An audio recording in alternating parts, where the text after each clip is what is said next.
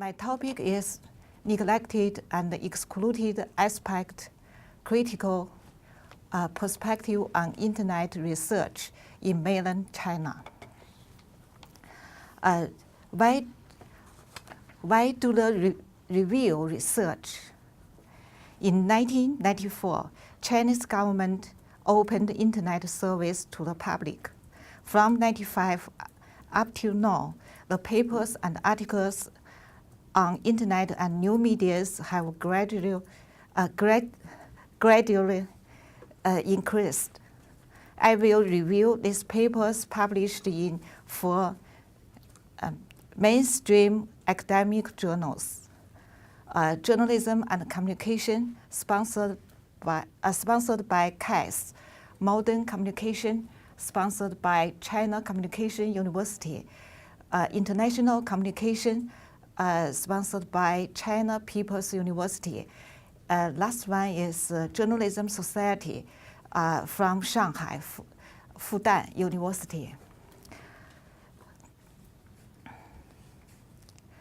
And I would like to discuss the research focuses, standpoint, frameworks, and methodology with a critical perspective, and try to find those neglected and excluded aspects and rethink the real research questions rooted in Chinese context, real China.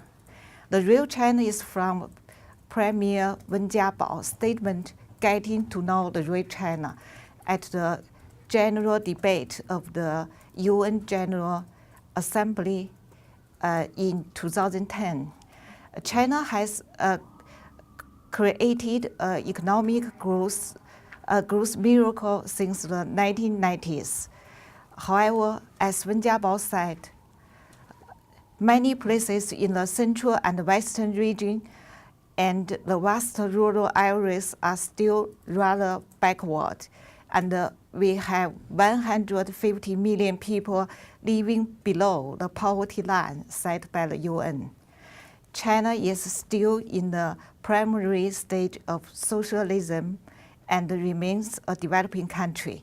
Therefore, we need to get to know the real China and rethink what is real important research questions in the new media studies are based on the real China.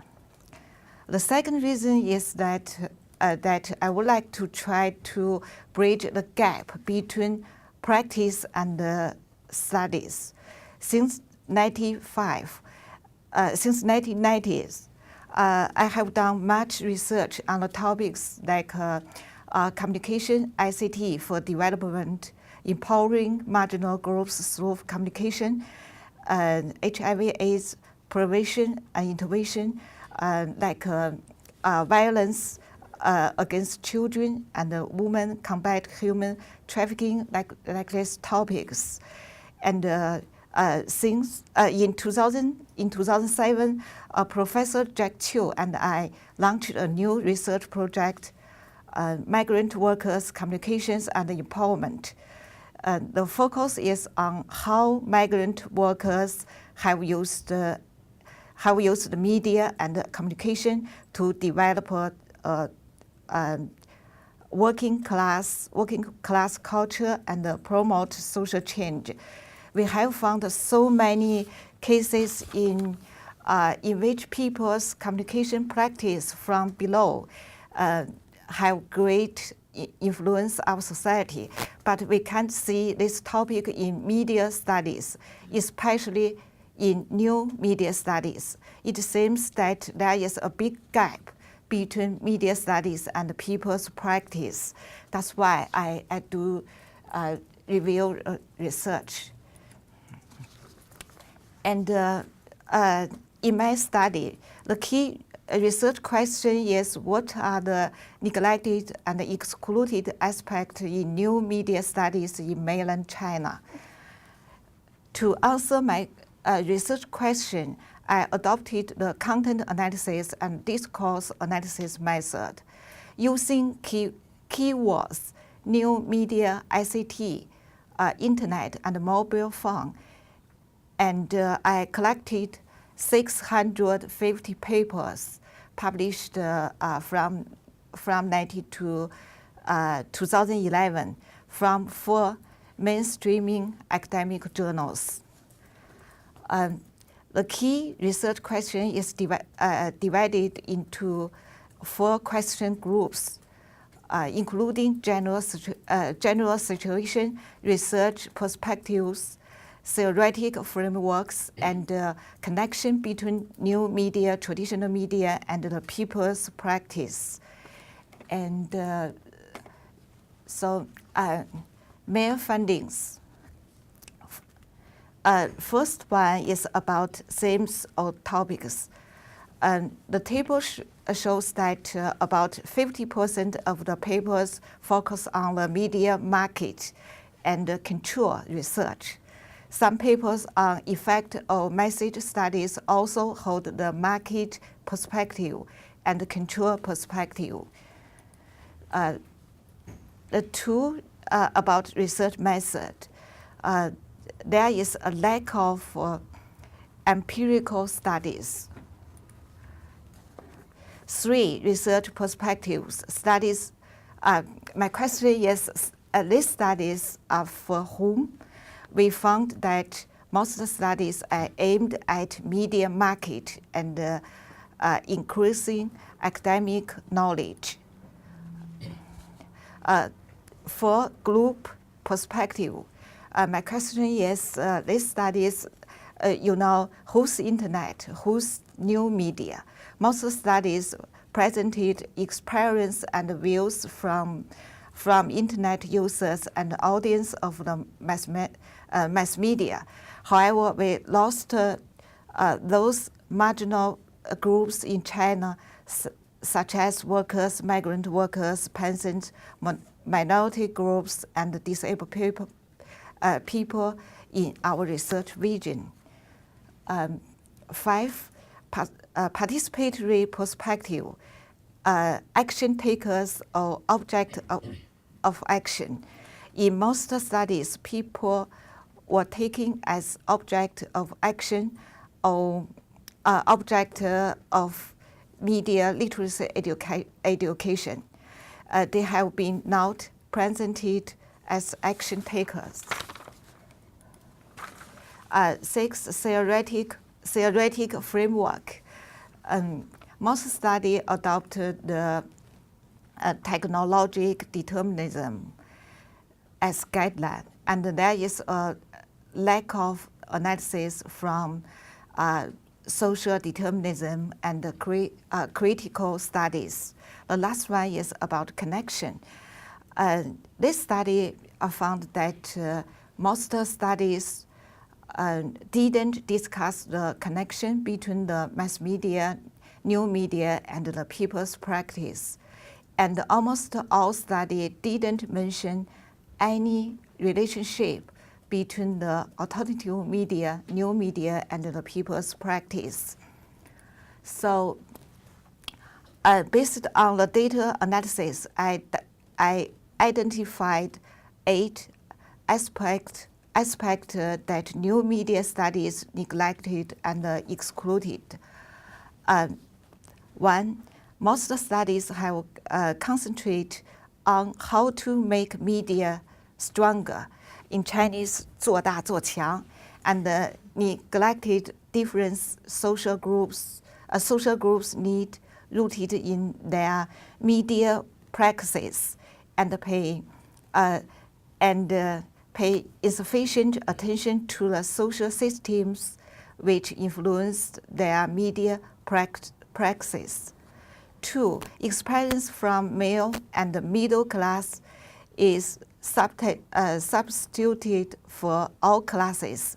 Experience and media practices from workers, migrant workers, peasants, rural women, minority, and disabled groups were neglected and excluded.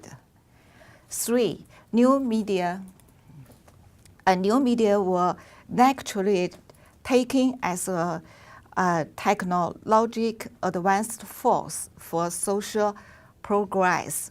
people must be forced to follow this tendency of the day. Meanwhile, in the need from marginal social groups, technological initiation, adoption, and innovation from below, and also people's actions were excluded. More people described the internet as external technology, and people as object of spreading technology. For marginal groups' perspective and their social use of media were excluded. In almost all papers, the new media was not related to traditional media such as local opera, people's theater, popular dance, folk songs, and others. No one people mentioned local alternative media before 2008, and didn't talk more about the roles of new media as alternative media for social movement, also as low-cost or public communication resource, like open resource. 5, the study seems to be geared for business, market, and government management. The 6, in terms of method, fieldwork research from marginal social groups experience such as workers, migrant workers, or peasants were neglected.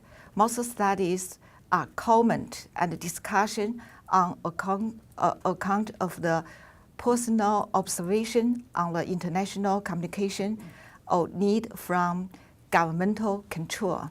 The 7, the historic perspective was neglected. Most studies focus on the difference between the mass media and new media, and neglected the relationship between the new media and the mass media.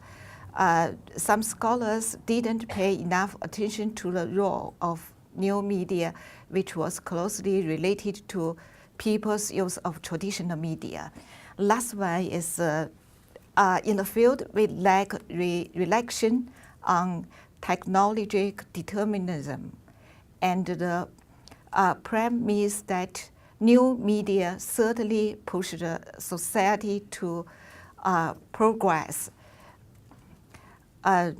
From the critical perspective, we should ask this question: which groups will see progress as a result of new media?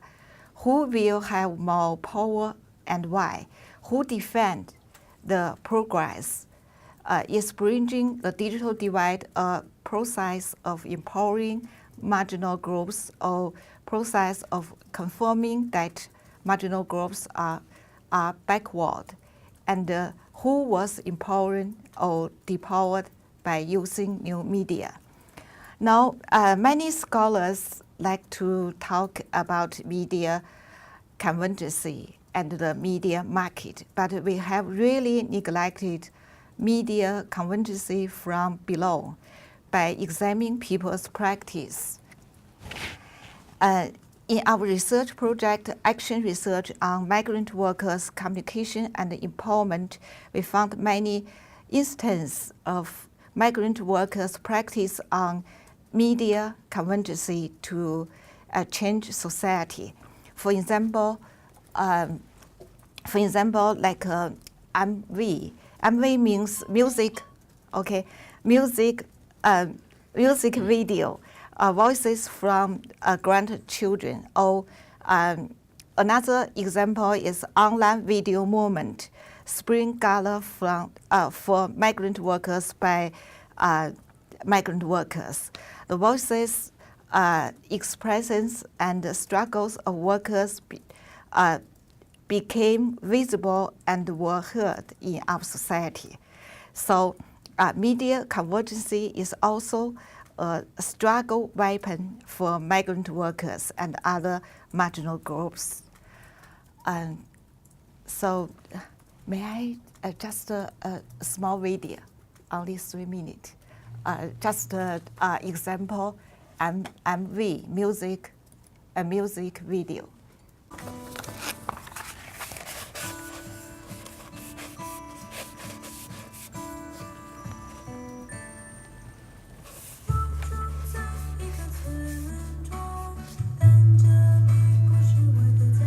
All pictures were taken by migrant children.